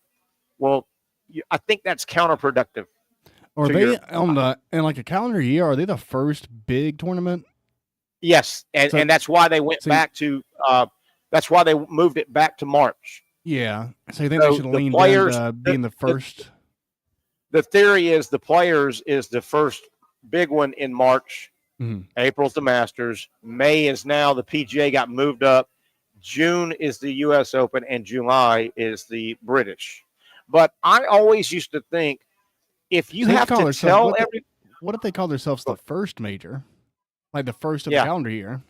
Yeah, I'm sure the British Open would love that. Where golf was born at. Yeah, they go for that. Yeah, it happens later in the year though, and also don't we like to thumb our nose at the British? That would be fun. Yeah, we do. Put some red coats on them and say, hey, how's that working out for you? This is the first major of the year. It is. Hey, listen, but I will tell you this. If you get a job as the groundskeeper out there, make sure you kill the gopher. You got to kill the gopher. The gopher? Is this from Not the golfer, the gopher. Yes. This is Caddyshack? Yes. Remember that? He said, hey, man, we've got to kill the gophers. What do you mean we can't kill the golfers? No, not the golfers, the gopher. Yeah, for sure. But, Zach, I'm telling you, for years I always thought, and everybody associated with the players would always, every time they got in front of a sports writer or a broadcaster, well, we're the fifth major, I'm like, dude, if you have to tell somebody you're the hot girl doesn't say she's the hot girl. Mm-hmm. You're the hot girl. Everybody accepts that you're the hot girl. Yeah. I hated the way they did that. Christina Hendricks just walks in the room. She doesn't say anything. Yeah. Well, you like her, don't you? You like her, don't you? She has a lot of qualities that I look for. I haven't seen her in a long time. Have you seen her do any work or anything? I haven't. She was from Mad Men. Was that her? The first time I ever saw her? Mad Men. That's the first time I ever saw her. Yeah. Yeah. I told you Mad Men is running on one of the networks, and damn, I can't not watch it. It's driving me nuts because it's on. When they'll get a 6-month contract and run these network shows from the past. Oh yeah, like AMC or something like that. Yeah, it's on like one of those channels that I always surf by, and I'm like, damn it, I gotta watch it. Yeah, I don't think she's in anything currently. She was on a show called Good Girls. I might get into that. Ooh, I like that. I like that a lot. Zach, we were talking about the Eagles, and they've got their big parade tomorrow. God, what a disaster that's going to be, by the way, right? Oh, what about the American? It's just not an American thing, obviously, soccer hooligans and all. Yeah. Don't you hate the way sports celebrations now are angry? Yeah, I don't like how it's we won the Super Bowl. Let's destroy our city. Let's climb up the light poles and eat horse crap. Yeah, I don't know. Zach, you nailed it. Why is that? Why has it devolved? Why has it devolved into that? I mean, I hate to say it. I hate to say this, and I'm being serious here for a minute. And let me qualify what I'm going to say by, I don't mean just a bad break. Sometimes just a bad accident happens. Okay. I'm talking about senseless death tomorrow. There's going to be 1 million people celebrating the Eagles parade tomorrow, right? Oh, Zach, there will be, I don't know. I bet you there'll be 4 or 5 senseless, not accidents. Accidents are one thing. I bet you there'll be 4 or 5 senseless deaths tomorrow. Just senseless. One guy will argue with one guy. Somebody will get mad at somebody. Alcohol. Why have our celebrations turned into that? I think 4.5 seems, or 4 or 5 seems a lot. But if you set the over under at 0.5, I would take the over. Yeah. Yeah. I mean, I bet there'll be a couple. There'll be a couple. Yeah. 1 million people. But Zach, theoretically, they're all there for a common happy good. Why do these celebrations turn so violent? I mean, to be fair, though, maybe they won't. Maybe Philly will come out there and be really classy. Maybe they'll just come out there and sing songs together and pass out Bibles. We don't know. You don't know they're going to do that tomorrow. And you're right. I'm also 6'5", blonde hair, blue eyed surfer too. Right? Yeah. Well, they haven't done it yet. We don't know. I think it's kind of a fairly new phenomenon. Maybe 20 years or so. when our big teams win championships, there's a celebration. And where or why? What's the theory of the angry mob mentality? I don't, and the anti-police and. I think people by default just like to mob. I want to say the first one happened when the Lakers won in L.A. I could be completely making that up, but I think once one person does something and someone else sees it, and it's just, I think people just mentally just look to mob at any given opportunity. Are people just more mob mentality aggressive now? Because you know you would see the 1936 black and white Yankee ticker tape parade going through New York City, and there were 10 million people, and everybody was happy and smiling, and there's ticker tape coming out. Now, tomorrow, there's going to be multiple ugly scenes tomorrow. There's going to be cars on fire. There's going to be police fights, and I'm definitely picturing seeing at some point one of those clips of like a group of 10 people flipping over a police car. Absolutely. I think that'll happen. And you wonder why that is. And I don't think it's. I would kind of like to flip over a police car. So like if I saw 15 people doing it, I would be number 16. I wouldn't be number 1 though. I wouldn't be the first. But once I see like Zach, don't say that. I like to be. You know what? I flip it over. Well, it could be a regular car. Look, I'm just saying. I think I could become the mob person if given the right. If I had enough alcohol. What's the theory though? Like I said, I think it's just natural. I think it's just what we are as humans. We're mobs. We're crazy. Have you ever met a human before? Yeah, I don't like many people. I really don't like people. They're crazy. They're the most nuts thing that's ever happened one on this thing. planet. I'll tell you one thing. There's about 8 million places I'd rather be tomorrow than at that Philadelphia Eagles celebration parade. Would not love. It'll be a mess. If I was, it'll be a mess. I would love to be there, and I would love to contribute to the rioting. But no, would not like to be there personally. And this will make it worse. I think the little bastards now got money in their pocket. Did you hear about this? Philadelphia's Super Bowl victory was a boon for sports books in most states, but not in Philadelphia. How about this? Yeah, everybody, let's put 1,000 on the Eagles. Yeah, for sure. Yeah. And they were the underdog. And they were the underdog. It's what killed them. On the Hard Rock Sports betting app, Zach Rothlock put 100 on the Eagles. We won that. Yeah. They told me I can't bet against Mahomes. Yeah, go ahead. I'm not a big gambler, but I think I've got this right. I think the reason the Philadelphia state books lost so much money, if you take an underdog and the points, you got 2 chances to win, right? You can win straight up. Yeah, but it was just a 1-point spread, and the 1 point was not needed. But so it says money line, and you get paid out more. But theirs was such a coin toss. The odds I got, I know I bet 100 and I won back 195, so I didn't even quite double. So the odds were actually close enough where it wasn't crazy. It wasn't like if you bet on the Jaguars to win the Super Bowl and they won it and you got plus 2,000. It wasn't that. But yeah, I'm sure that I bet that in the city of Philadelphia that 99% of the people bet on the Eagles and they got creamed. And I don't think they were just I'm picking the favorite home team. I think a lot of them really thought they were going to win, not hope they were going to win because they were playing really good football. I hate the Eagles, but they were playing. So it says Pennsylvania sportsbooks lost a net of $6.5 million on Super Bowl, according to figures released Thursday by the state gaming. A record $101.5 million was bet on the Super Bowl with Pittsburgh sportsbooks, 20% increase over the previous high in 2023 when the Eagles lost to the Chiefs. Pennsylvania Gaming Board noted that a high percentage of wagers placed on the Eagles to win this year, leading to the losses for the books. Obviously, the points were not even a factor either. They won by 18. In Pennsylvania, approximately 73% of bets placed and 79% of the money wagered on the Super Bowl was on the underdog Eagles. Yeah. Blah, blah, blah, blah, blah. So, again, I don't think that was just how close their margins are. It wasn't even 9. I thought it'd be like more than that. But yeah, if it's not around 50-50, they lose. That's crazy. Yeah. How about that? So those idiots have got money in their pocket tomorrow too. Oh boy. Maybe that'll make them be in a better mood. Maybe. Eagles bring a lot back next year, right?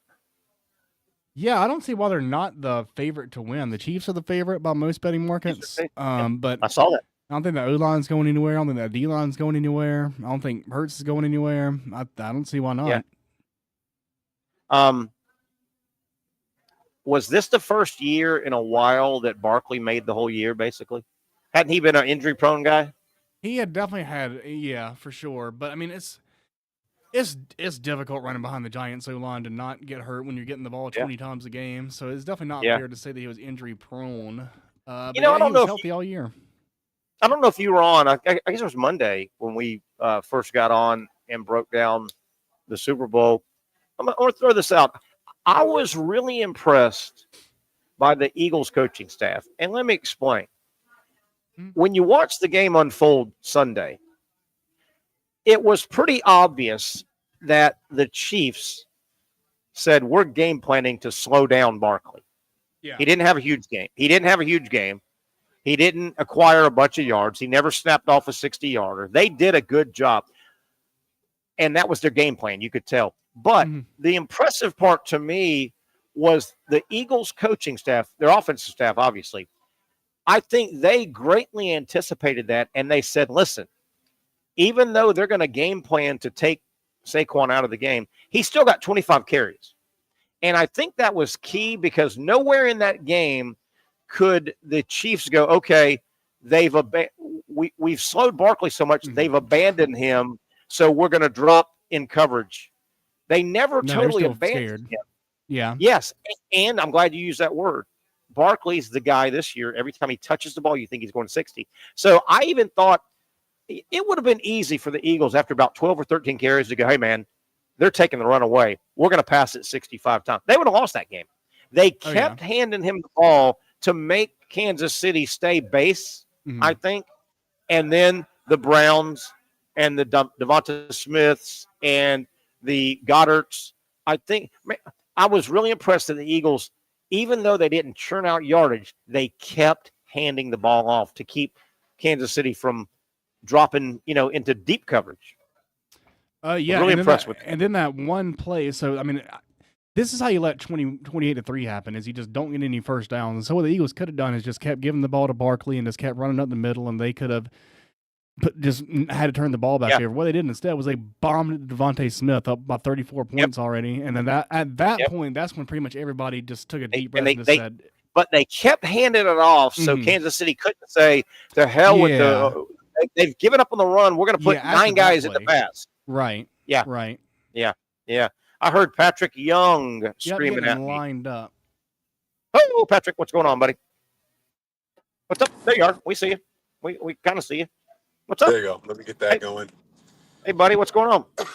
Excuse me. What's up, man? Man, I tell you, that's a nice Thursday. shirt you got there, Terry. That's a nice. You like that? I had a second compliment I got today. Some girl said, "Man, nice shirt." How about that? Look at you. Thank Where'd you get that from? I've had it a while. I'm gonna start playing golf. It'll be one of my golf shirts, I think. Here, Patrick. Hey, man. Go ahead.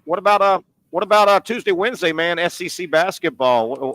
Overview of your 2 nights in the studio. Great. Tuesday was great. Wednesday was unbelievable. Wednesday was my first bad day of games. I would say it wasn't great, but it wasn't. And great. that's to say that this point in the season. I mean, that's pretty big time. Hey, I tell you though, man, Tuesday night. I know you had to have gotten on Carl Ravage. I know you did. No, what happened? What happened now? You said? Okay. So Terry. The Florida Gators are in the SEC conference, right? As are 13 or 15 other teams. Correct. So typically, right, each one of these teams plays a non-conference schedule before going into conference play, right? Correct. And you can look and see, the SEC had a fantastic record this going into conference play. Because those non-conference games, remember it was like 14-2 of the ACC SEC challenge. It was some ridiculous numbers. It was 14-2 I'm talking about in terms of let's just say the SEC was like 100 wins and 7 losses. Yeah. As soon as you go to conference play, what happens to the overall conference's record, Terry? Well, if you're a bad conference, you're just going to go 500 against yourself. I know that. It doesn't matter if you're good or you're bad. Right. You're going to go 500, and Carl Ravitch had the worst take Oh, of no. saying it's just unbelievable. No team's been able to separate themselves since conference play has begun. The record is 82-82. Oh, no. Well, Yeah, the everybody's going ACC to will win. do that. He To got get a it win, bad, you got to man. have a loss, right? I mean, You got to have a winner and a loser in every game. oh, no. I see. Oh, it was bad, Terry. It was bad.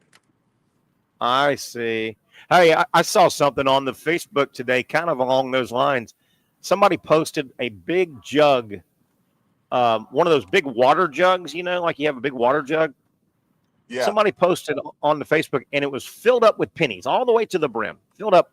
And the caption, the person was trying to be smart. He said, "This shows if you save 1 penny a day, you've got $36,500 at the end of the year." And Oh people my were like, no, gosh. yeah, people were like, no. You would have to put like 1,000 pennies in a day. Yeah. Which would be, 100, was that $100? No. Yeah. Ugh. Here, $10. Hey, Patrick, how about Tuesday night, man? The 7:00 games were incredible across the SEC, man. Just great Tuesday night action, man. Yeah, absolutely. Absolutely. Even, gosh, man, the Gators with and you said it, and I thought, I think both of us are pretty taken aback as to how the Gators just completely embarrassed, dismantled Mississippi State in the second half. Wow. Like, on their court, you can't score. We're laughing. We're beating you so bad, we're laughing at you. Oh. Like, they're laughing while they're going on that 17-0 run. Yeah. Patrick, I said it yesterday, I think it was. Gator basketball, right now as we sit, there's really good news and really bad news. To me, the good news, I think Florida's playing better than anybody in the country right now. The bad news is March Madness doesn't start until the third weekend in March. Right. I wish it started right. Man, they are playing really good, and it looks like the Condon injury is not as bad as it visually looked, man. Patrick, Florida's playing good basketball right now. I did not think, look, Melendez, he did grab Condon. It was a 50-50 ball. I don't think you look at him and say, he tried to hurt Alex Condon on that play. Yeah, I agree. I agree. Condon that was an awkward way they were both going, and obviously he didn't help the situation. But I am obviously happy that it's not, if Janai, it didn't look I thought his knee was going to be more injured. Me too. The way all the weight came down than his ankle. Me too. Because the ankle didn't look as bad, per se, Janai Broome when he sprained his ankle. And he came back. I think he only missed one game. Really. One or two. Yeah. And he came back and he missed no beats. Yeah. He came back. I saw it a lot like you did the other night, the injury to Condon. I didn't see it as a malicious play by the Mississippi State player. No. As a matter of fact, had Todd Golden not made a point about it, I would have never even thought down those lines. I just thought it was an awkward landing. Patrick, they went on a 17-0 run. They were down by a point at half. Yeah, they went 17-0. I just don't think Mississippi State, and that's so bad to say, they're a top 25 team. They're not a Final Four team. The only way that happens is if Riley Kugel can bottle up who he was last year. Yeah. Or the year before that. Yeah. He has no help. Josh Hubbard, that real quick guard. Yeah. Who else played that night? Was it Bama? Bama played that night. Yeah, they played the late game. Kentucky, Tennessee was the big game. Right. And then Auburn, Vandy, the other one. Man, I don't know if Tennessee just they're a top 10 team, but when they play Kentucky, they just don't look like. And both times they played Kentucky, they're missing play. Kentucky was missing players. Hey, something's missing with Tennessee. I'm telling you, there's just something is off. They're good, but they're missing something. I'll tell you one thing, Tennessee, Tennessee better look out. Texas A&M's making a late run. Texas A&M may grab that 2 seed that Tennessee thought they were going to get. Yeah, at this pace, at this rate, you know, I'm just man. First time in SEC history, 4:00 on Saturday, a 1 and a 2 playoff play each other. I know. How about that? And it does There's not been involve a lot of really good teams in that. And you know, I had this argument, but talked with Gene Fredette the other day. Right. And he said, as good as my team was, the one difference between this team, my team, and this current team is the competition. We had 3 teams make the tournament my senior year. Us, Kentucky, and Tennessee. And Tennessee, I think they made it as far as the Sweet 16. Kentucky made it to the championship game. We made it to the Final Four. Really? Only 3 SEC? Projected 13 teams from the SEC are going to make it as of now, today. Like, well, what was his argument? About competitive, saying that the only reason that he would say that the team of today is better than my team is because of the competition. He said you can't go, and you can't go 18-0. No one can go 18-0 undefeated in this league. No, like we did. No. Yeah, we had plenty of games where we knew, like, hey, we don't have to play perfect as long as we don't beat ourselves. Like Auburn they're not good enough to like, walk in the gym with us. Auburn was not good when I was. No. Now they're so great. Only 3 teams made it out of the SEC back then. There was only 14, I guess, but only 3 made the tournament. Wow. That team of yours was good, though, man. Ooh, that was a good team. Good. I think their guard play might be better than us, but I think our post play, I don't know, man. They shoot the ball well. How can Khan just shoot the ball and pass the ball so well? They might have us there too. I'd pay to watch that game. Better defense. We were better defense. I'd pay to watch that. Patrick, right now the SEC, looking at the conference, tied for first, and they have not played. 10-1 Auburn, 10-1 Alabama. They play Saturday. Sitting in a tie for second with 8-3 records, Florida and Texas A&M. Ole Miss, don't forget about Ole Miss, 8-4 alone. Missouri 7-4. Tennessee, that was a bad loss for Tennessee. They're 7-5, but they're going the wrong way, man. Patrick, they're 6-5 their last 11 when they were 14-0, Patrick. Tennessee's not playing real good. Good win for Kentucky the other night there, right?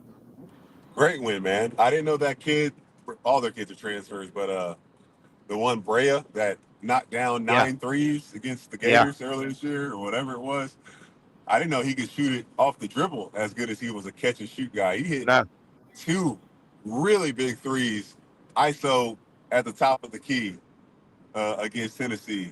I bet you Tennessee wishes they could have got him instead of Chaz Lanier. Yeah, I've watched Lanier a lot now. I didn't see him when he played at UNF. I've seen him a lot. I like his shot. He can heat up, but boy, he's a one-dimensional guy, isn't he? He's a one-dimensional guy. He's got to camp in the lane and coming off screen more. Like, keep having him come off screens and sets where that's where I think he's not he doesn't seem to be a guy that can really create his own shot. Attacking the rim. Yeah. Pat, the way I look at the conference right now, I know people are talking about 13. I think they're going to get 12 in. Sometimes I think when you say a big number, you miss by 1. Here's how I think the conference is playing out right now. I think we know 10 teams. 10 teams are in right now. I've got 2 teams. LSU and South Carolina are out. Unless they won 5 in a row in Nashville, they're out. Poor South, and we'll get on that just for Zach's sake. Poor South Carolina, but keep going. But so I've got right now as we sit, 10 teams are definitely in the tournament. 2 are definitely out. I don't see LSU or South Carolina winning the tournament 5 games in a row. That leaves, to me, 4 teams fighting for 2 spots. Those 4, Arkansas, Georgia, Texas, and Oklahoma. I think 2 of those 4, and they're about to start playing each other, Well, I think Oklahoma is not in. they're going to get out. Yeah, they're 3-8 now. Dude, Terry. 3-8. Terry, that was the worst game of the year. Like really. And what we did, I really like this approach that we've taken. Because sometimes, Terry, it's tough. You've been there. It's hard to stay locked in on each play as you're watching and like really try to look for trends. So our producer had us like really lock in and try to find stuff to say, hey, earmark this clip here, earmark that clip. So it really helped us. Like, it makes you look good on TV when sure does. You got the evidence to back it up. Yeah. And I'm doing this, Terry. The first game I did it went great. Like I was easy to see, and we'll get back in South Carolina. Colin Murray Boyles, how he was playing, how poorly in the first half, et cetera, blah, blah, blah. I was able to identify. Watching Oklahoma, Terry, they've given up. It's the first time I've seen a college team give up. Wow. They literally, and I said it on air because Pat found some things that Missouri did, and I said that he used for B-roll, and I said, you know what, guys, there's no B-roll because I couldn't find anything that Oklahoma is doing that shows they want to win this game or even be in the SEC. Like, goodness, they have no money for NIL. That's a big issue. Ooh. No NIL money, Terry. So you've got them out. Say, Oklahoma, just say there's 3 teams. Oklahoma, 3 teams. They ain't getting it. Yeah. So Arkansas, Georgia, Texas, and that could be a dogfight. That's a dogfight right there. Those 3 teams. I like Arkansas to. Same here. Georgia's spot there. They're spiraling. They were really good to start the season, and they just lost it. Yeah. And Arkansas seems to have that. Hey man. Big Zvonimir Ivasic. What about that guy? How about that guy? Back-to-back games with 25 points. 7-2 guy, right? 7-2. And can shoot it like Wemby. Face. He has a baby face as a 7-2 guy. Goodness. Hey Patrick, Florida Gators sitting in good spot, 8-3, 2 games behind, but Auburn and Alabama are playing each other. Florida still plays Alabama. The Gators, next 4, South Carolina, Oklahoma, LSU, Georgia. None of those teams are ranked. Does Florida go through the 4 undefeated? Say it again, South Carolina.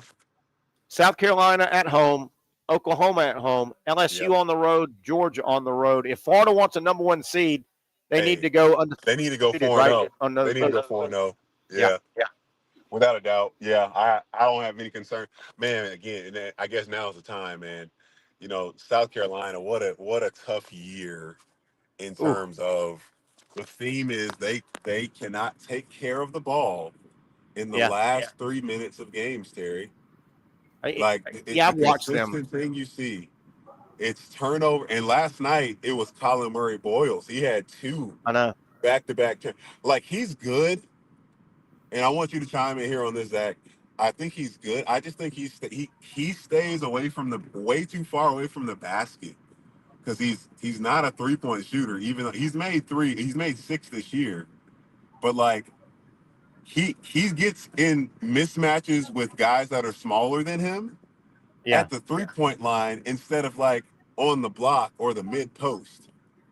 And that's just more time you have to dribble the ball to close space to get to your shot when you can be closer from the get-go. Anyways, I'm curious what Zach's got to say about his South Carolina squad this year. Man, I really have not forced myself to sit and watch very many Gamecock games. I'm a little bit more familiar with the Ladycocks. Well, Zach, along what Patrick was saying, obviously the earlier game, Florida, South Carolina, that was the first time I watched South Carolina wire to wire. Why would I? They haven't had a great year. I've caught them the last couple of weeks. I'll just catch a chunk of their game. And Patrick is so right. Patrick, there are times you watch South Carolina and a team will press them and they look like a YMCA. They cannot get the ball across half court. I know, dude. What the heck, man? Say that again, Zach. Guards. You can't move the ball to the court without guards. Well, I know. Oh, it looks like that. Frickin' Michu Johnson. I know. He left. And he then, left, right?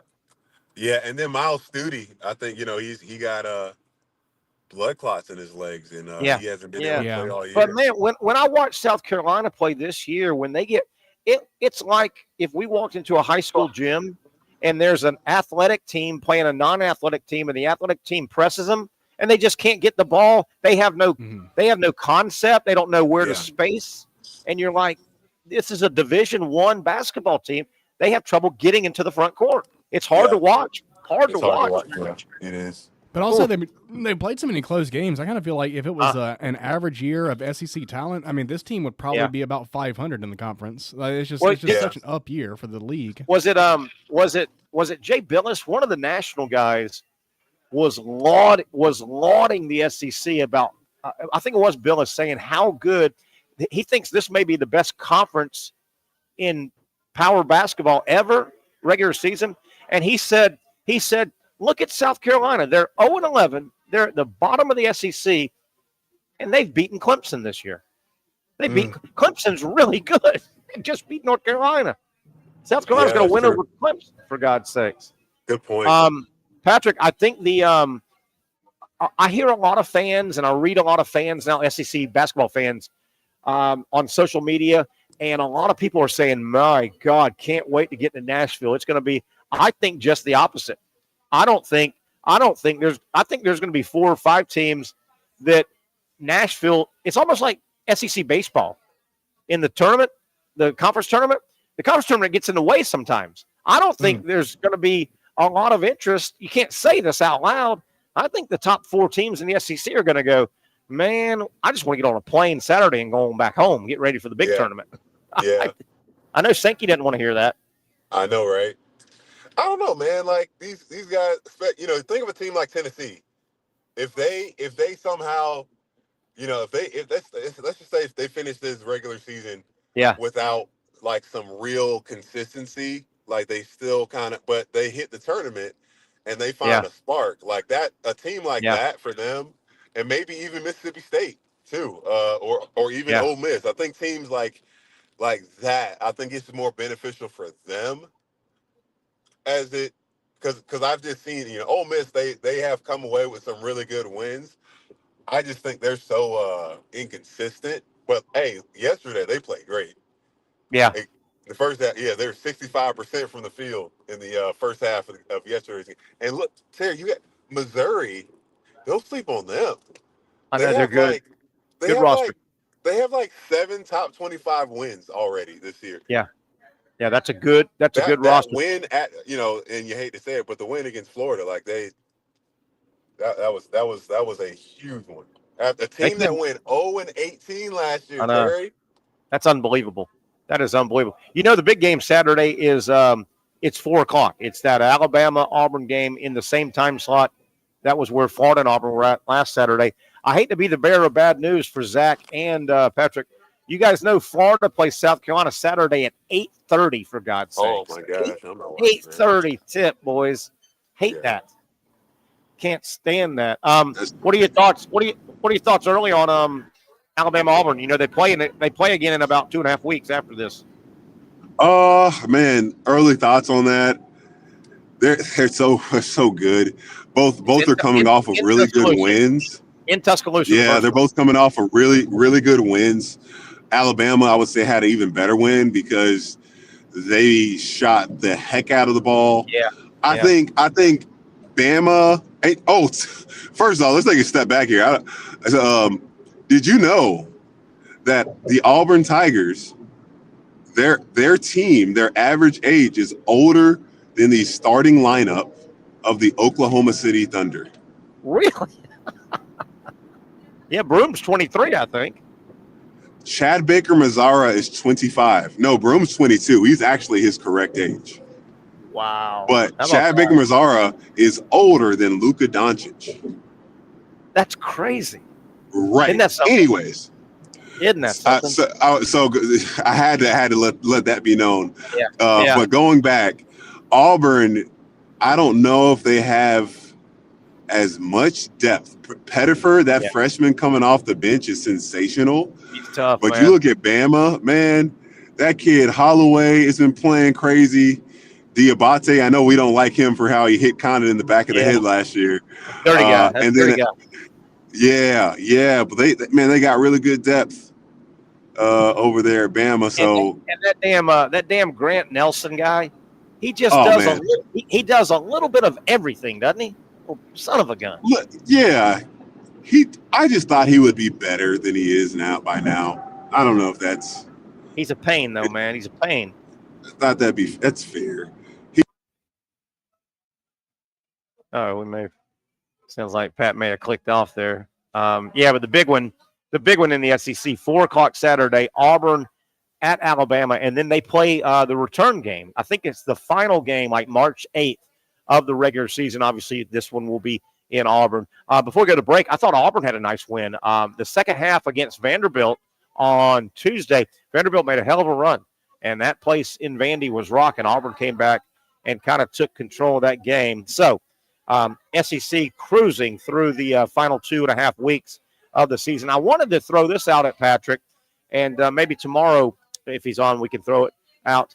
I'm not so sure that Patrick's old college basketball coach, Billy Donovan, I think his name is going to get mentioned prominently for what I think a job that's going to open, North Carolina. Boy, I think that would fit like a glove. The Bulls are struggling. It may be time for Donovan to he might get a pink slip at Chicago. 10 games under 500. They lost by 40 the other night. 40. I think keep an eye on Billy Donovan's name getting mentioned for North Carolina. If that job opens up, and I think Jay Wright would be the 200th guy. I would call him 200 times. He'd have to tell me no. If I'm Indiana, I think that would be a perfect fit for the Hoosiers, who are looking for a basketball coach. All right, let's take a quick break. We'll come back and wrap things up in a fun, diverse Thursday edition of the Young and Norvelle Show. Appreciate Patrick Young jumping on as he's been traveling, coming back from Charlotte. We'll come back, wrap things up, start previewing tomorrow's show, the Young and Norvelle Show, continuing on a Thursday live from Sliders Oyster Bar.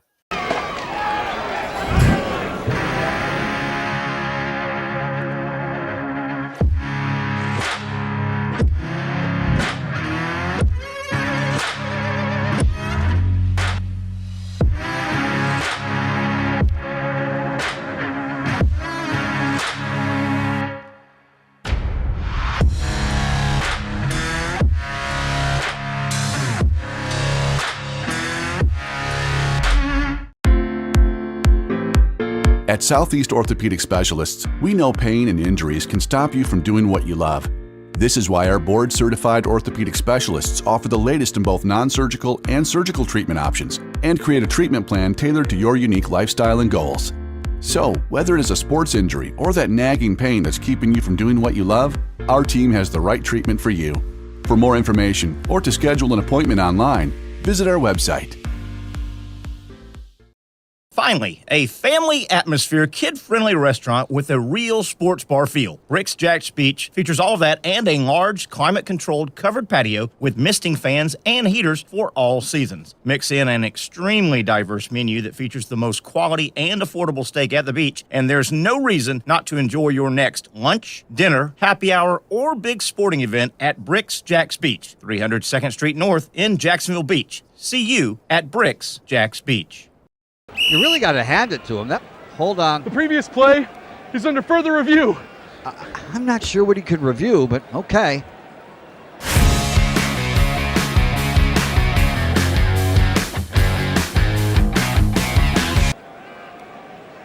Sure has been a while. Dine in at Hurricane Grill and Wings for the football season. Well, there he is. Oh, what is that? The Action Sports Jax 24/7 network is streaming. I'm Stuart Weber, and I'm here to teach you a nice three-step process on how you can watch all your favorite programming from the Brent and Austin Show every weekday 10 a.m. to 1 p.m. or the Cup Date with me. It's fantastic. We talk NASCAR. It's a great time. Wednesdays at 1 o'clock. All right, first step, easy. Download the Action News Jax app. You probably already have it downloaded on your phone, so you might already have that one taken care of. Step 2, see that stack of pancakes up there? You click that stack of pancakes, and it's going to bring down step number 3, which is a full screen of all the different streams that you can click on, including the Action Sports Jax 24/7 stream. You click that, the video's rocking and rolling on your mobile device. You're watching all the shows you want to, and you're having a good time. You can also do it on your smart TV with the Action News Jax Now app. I do it on my Samsung TV at home. It's a great way to watch it on a nice, large screen for all the content. That's the Action Sports Jax 24/7 network. Hope you can find it. You trust CGC to make your water great, and now you can trust CGC with your plumbing needs as well. Scheduling, licensed, and insured. A quick call away at 904-552-1242. You never know when you're going to have an issue with a shower, toilet, or maybe it's a sink that sometimes is easy to fix. All right, let's be honest. I'm not fixing anything. I'm totally staging this because when I have a plumbing problem, I call CGC Water Treatment and Plumbing. Trained professionals, transparent pricing, customer satisfaction. Small problem or even a bigger issue. Maybe you need a new tankless water heater or something a bit more intricate. The experts with 25 years of experience at CGC Water Treatment and Plumbing can do it all. Call 904-552-1242 or visit cgcwater.com. That's 904-552-1242 or cgcwater.com. CGC Water Treatment and Plumbing, an authorized independent Connecticut dealer. Florida license number CFC 1432579. All right, we got a couple minutes left. We're about to wrap things up. Patrick Young still with us as we are going to go ahead and put this show to bed. Want to thank all of our good friends here at, Sliders Oyster Bar. They're serving up the great Safe Harbor seafood, patio dining, full liquor bar, oyster bar. Johnny Pop, he's got his sample platters of oysters, all kind of creative oyster dishes for you to sample. Come by next time you've got a craving for the best seafood. Sliders Oyster Bar. Patrick Young, we were talking during the break. I think North Carolina is going to fire Hubert Davis. I think the perfect guy to fill that job would be your boy Billy Donovan, back out of the NBA. I know he's with the Bulls. I think Donovan to the North Carolina Tar Heels would be a perfect fit. And I think Jay Wright is an absolute glove fit for the Indiana Hoosiers. What do you think? What do you think, Pat? Oh man. It's so hard for me to see Coach Donovan coming out of the NBA. I think he's the lifestyle, and I could see Coach Donovan taking a year off, man. But that's a good point. North Carolina, honestly, like they should call. Absolutely. Without a doubt, they should call, and then make him tell you no twice or 2 or 3 times. I'm with you. What do you think about being at that program? I think you'd be much closer in line of having like that, because that's a big Power 5 program where history, his name, etc. Where he could get to another Final Four. Sure, he could. Fast. Yep. Like I agree with you. You know, like it wouldn't take 4 years. For year 1 or 2. He'd have a Final Four capable team. And, and Carolina's got to get out of they got to quit hiring the Bill Guthridge off the Dean Smith staff years ago, the Hubert Davis, because he's a Carolina guy. They got to go get a real good basketball coach. They got to say to hell with same with Indiana. I mean, they can't hire Mike Davis and Mike Woodson, who they're about to fire. Those blue bloods, they got to go get to hell with the keep it in the family stuff. That's old. Well, I think you can. I think you can still stay in, but you got to go. Like, look at Duke. They went John Shire. Like that's a guy that won a championship, and he's still young. Like, opposed to like if I would think Jay Billis is too old. Like his style is, even though he's got great history and played at Duke and won a championship and all that stuff. I think you can still stay in house, but it's got to be someone that's already had some NBA success in their career. And what else, man? I mean, at least assistant coach experience somewhere. How about and we got 1 minute, Patrick. How about if North Carolina does what I think they should do, and I'm just being fun here, but I truly believe this. What if North Carolina got Billy Donovan with 2 national titles on the basketball side and Bill Belichick with 100 Super Bowl championships on the football side? That would be their coaching twosome. Belichick and Donovan. That would be That'd be pretty real cool. Hey, Pat, we Yeah. got 30 seconds. If the SEC was to win the basketball championship, anybody win it, I mean, this will go down as the greatest, I think, basketball season in one conference ever. Yeah. It's unbelievable what they've done. Yes. Without a doubt. I think it's so many teams have broken personal records this year just because they've, the strength of schedule in the conference is just unbelievable. It really is. All right, Pat, I'm glad you're back safe. Get settled, and we'll talk some ball tomorrow. How's that? That's our buddy Patrick Young, star of our show, the Young and Norvelle Show. Today, wrapping things up, we want to thank our great sponsor on Thursday, Sliders Oyster Bar. That'll do it. I want to thank Zach Rothrock as well for producing. We'll get together tomorrow, 4 o'clock, 4 to 6, happy hour show, the Young and Norvelle Show. We hope you join us, everybody. Have a great Thursday evening.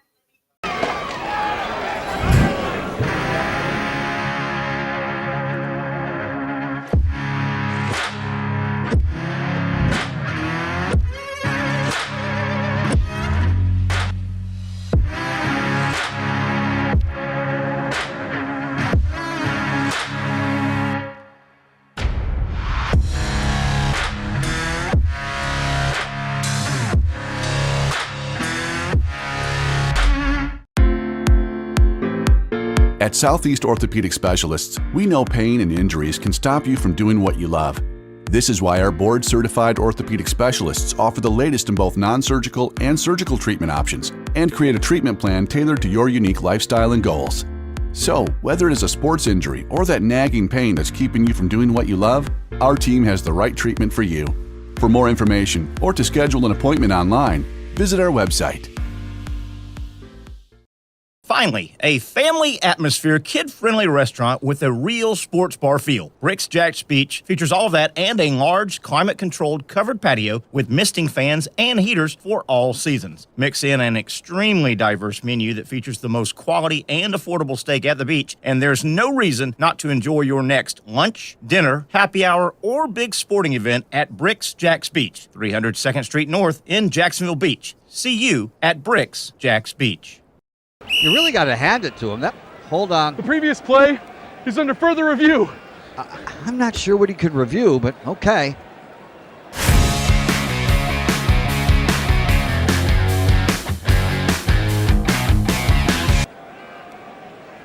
Sure has been a while.